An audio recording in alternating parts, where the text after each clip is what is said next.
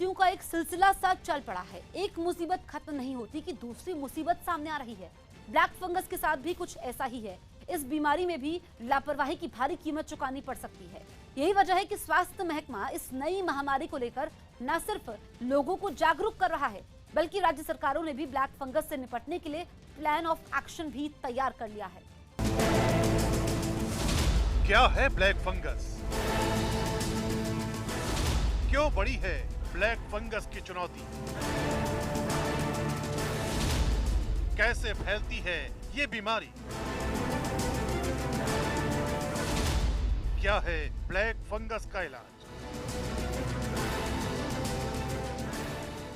Corona काल के बीच आया ब्लैक फंगस नाम का ये शब्द भले ही नया है, लेकिन इसके खतरे की अनदेखी करना बेहद घातक है।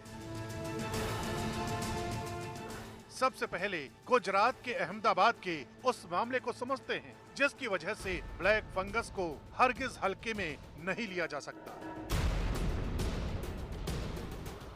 दरअसल जिस गुजरात में 1000 से ज्यादा लोग इस बीमारी की चपेट में आ चुके हैं और 60 से ज्यादा लोगों की मौत हो चुकी है, उसी गुजरात के अहमदाबाद में बच्चों में ब्लैक फंगस का पहला मामला मिला है। अहमदाबाद में 13 साल का बच्चा ब्लैक फंगस की चपेट में आ गया। बताया जा रहा है कि बच्चे और उसकी मां को कोरोना हुआ था। बच्चा तो कोरोना से निगेटिव आ गया, लेकिन उसकी मां की कोरोना की वजह से मौत हो गई। इस बीच बच्चे की मुसीबत उस वक्त बढ़ गई जब दांत में दर्द और सूजन की शिकायत के बाद ब्लैक फंगस की पुष्टि हुई। फिलहाल बच्चे की जान बचाने के लिए डॉक्टरों को उसके एक तरफ के दांत निकालने पड़े हैं। हम अभी तक ये मानकर चल रहे थे कि म्यूकोरमाइकोसिस शायद बच्चों में नहीं होगा या बच्चों को कम से कम इतना परेशान हैरान नहीं करेगा, परंतु अभी ये पहला केस हमने देखा है, तो उससे हमारी ये धारणा भी टूट गई है कि म्यूकोरमाइकोसिस बच्चों में नहीं होगा, ये भी हमने देख लिया है। जिस तरीके से हमें एडल्ट्स के अंदर बहुत सारे केसेस देखने को मिल रहे थे म्यूकोरमाइकोसिस के, हमने बहुत सारे कॉम्प्लिकेशंस भी देखे। यही सारी चीज़ बच्चों में भी संभव है, ये इस केस ने साबित कर दिया है। इस बीमारी के खतरे को भी समझिए। किसी मरीज की आंख निकालने की नौबत आ रही है तो किसी के चेहरे के हिस्से को अलग करना पड़ रहा है, तो किसी मरीज के सामने कोई दूसरी चुनौती पेश आ रही है। यही वजह है कि केंद्र सरकार ने राज्य सरकारों को चिट्ठी लिखकर फंगल इन्फेक्शन रोकने के लिए कदम उठाने को कहा है।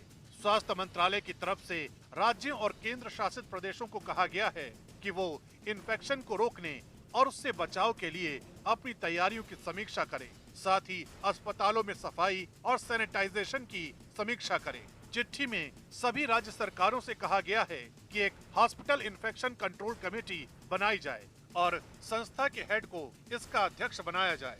इन्फेक्शन के बचाव और कंट्रोल के लिए एक नोडल ऑफिसर बनाने का भी सुझाव दिया गया है, जो माइक्रोबायोलॉजिस्ट या सीनियर इन्फेक्शन कंट्रोल नर्स हो सकती है। इसके अलावा हॉस्पिटल में इन्फेक्शन प्रिवेंशन कंट्रोल प्रोग्राम बनाने और उसे लागू करने के लिए भी कहा गया है।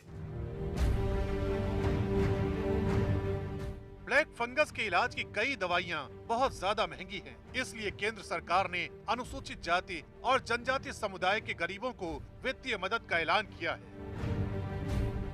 केंद्रीय सामाजिक न्याय मंत्री ने ट्वीट किया कि इन समुदायों से जुड़े सालाना 3 लाख से कम आमदनी वालों को इलाज में 1 लाख रुपए तक की मदद दी जाएगी। वहीं स्वास्थ्य मंत्रालय का दावा है कि इस बीमारी का कोरोना से कोई लेना देना नहीं है, न ही कोरोना की वजह से ये बीमारी पैदा हुई है। ब्लैक फंगस बिल्कुल ऐसी बीमारी है जो कि पहले भी होती रही है, जब कोविड था ही नहीं तब भी होती रही है।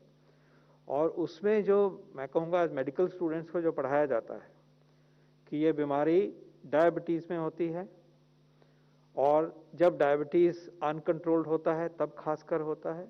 म्यूकोरमाइकोसिस के लिए इससे पहले भी हमने स्टेट्स को कहा है कि उसको एक नोटिफाइबल डिजीज के रूप में नोटिफाई किया जाए।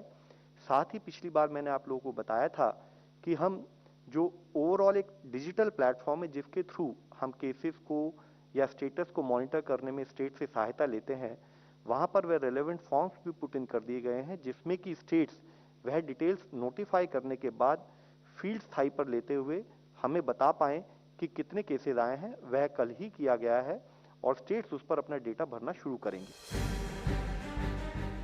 उधर यूपी सरकार का दावा है कि राज्य में ब्लैक फंगस से निपटने के लिए तमाम तैयारियां पूरी कर ली गई हैं। यहाँ पीजीआई डायरेक्टर की अध्यक्षता में डॉक्टरों की एक हाई लेवल कमेटी का गठन किया गया है।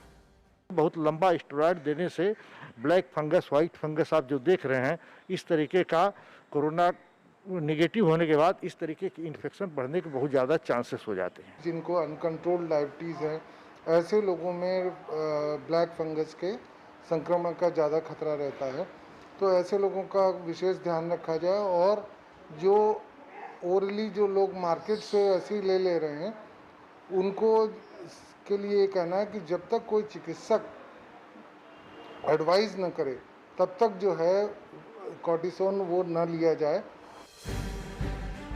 दरअसल ब्लैक फंगस एक ऐसी बीमारी है जिसके शुरुआती लक्षणों की अनदेखी करना भारी पड़ सकता है, इसलिए समझना जरूरी है कि आखिर ब्लैक फंगस के लक्षण क्या हैं। नाक में सूजन, नाक में सूखापन, नाक का सुन्न होना, गालों पर सूजन, मुंह के अंदर फंगस का पैच, पलकों में सूजन जैसे लक्षण अगर दिखाई दें तो तुरंत डॉक्टर से संपर्क करना चाहिए। जब नाक में समस्या चालू, नाक में सूखापन होता है, नाक बंद होती है, नाक सुन्न होती है, गाल में सूजन आती है, ये जो शुरुआती तालवे में खाने में दिक्कत आती है, उस समस्या में ध्यान दे तो आगे बढ़ने के चांस कम हो जाते हैं। और अगर इन लक्षणों की अनदेखी की जाए तो ये बीमारी कितनी भारी साबित हो सकती है, इसे भी समझ लीजिए। उनमें देरी में आंखों की रोशनी को, आंखों को पकड़ती है, अंधापन कर देती है, दिमाग को पहुंचती है और दिमाग में पहुंचने के बाद बचाना बहुत मुश्किल होता है। आंख में पहुंचने के बाद आंख का पार्ट भी निकालना पड़ता है, रोशनी को ले लेती है, आंख की रोशनी को अंधापन कर देती है जो परमानेंट होता है। तो वो बड़ी जटिल समस्या है, इसलिए शुरुआती अवस्था में इलाज हो तो ज़्यादा बेहतर है। मध्य प्रदेश में भी ब्लैक फंगस के खिलाफ अभियान को तेज कर दिया गया है। महामारी घोषित होने के बाद राज्य सरकार का दावा है कि हर मरीज का रिकॉर्ड रखा जाएगा। साथ ही राज्य में नेजल एंडोस्कोपी की मुहिम भी शुरू की जाएगी।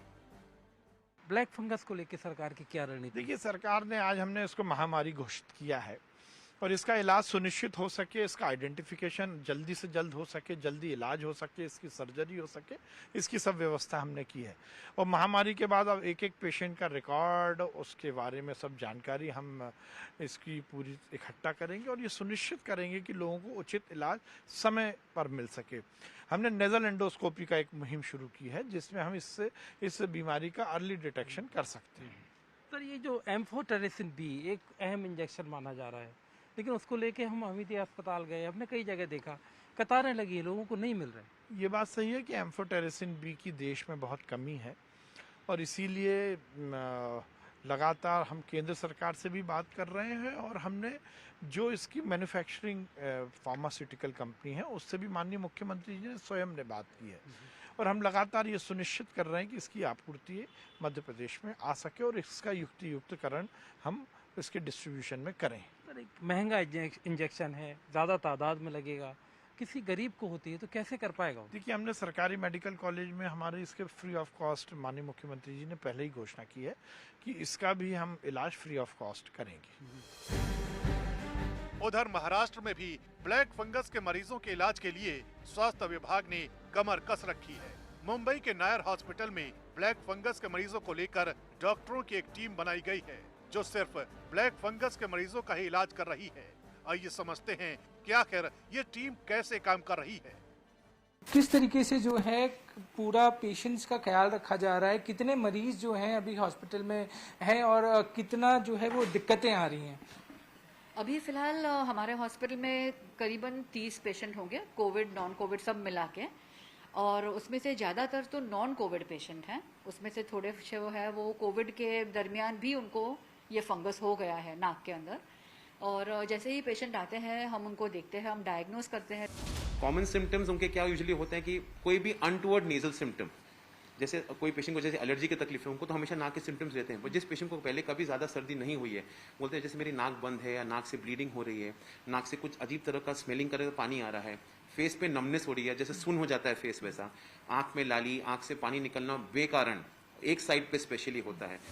वेरी हाई ब्लड शुगर ये फंगस के ग्रोथ के लिए बहुत ही पोषक हो जाती है, तो स्टेरॉइड्स और ये अनकंट्रोल डायबिटीज से, दो मेन है, और प्लस कोविड की वजह से उनकी जो प्रतिकार शक्ति जो हाफ हो जाती है। तो ये सब एकत्रित उसका परिणाम है कि इतना सर्ज जो हमें दिख रहा है म्यूकरमाइकोसिस के केसेस में।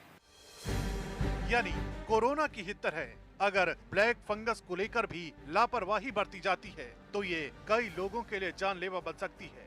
यही वजह है कि देश के तमाम राज्यों का स्वास्थ्य महकमा इस बीमारी से मुकाबला करने के लिए भी युद्ध स्तर पर कोशिशों में जुट चुका है।